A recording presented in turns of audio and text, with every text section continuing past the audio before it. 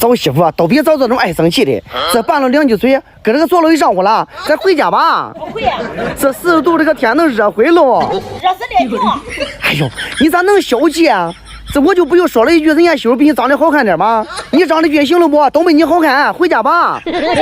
你回去不？你要不回去，我上绝招了。我跟你说。随便你啊，就不会啊。哎呦，我靠！我叫你不会，我叫你个熊娘们儿，打的你轻。走，跟我回家。随心所欲，科学让我实现美食自由。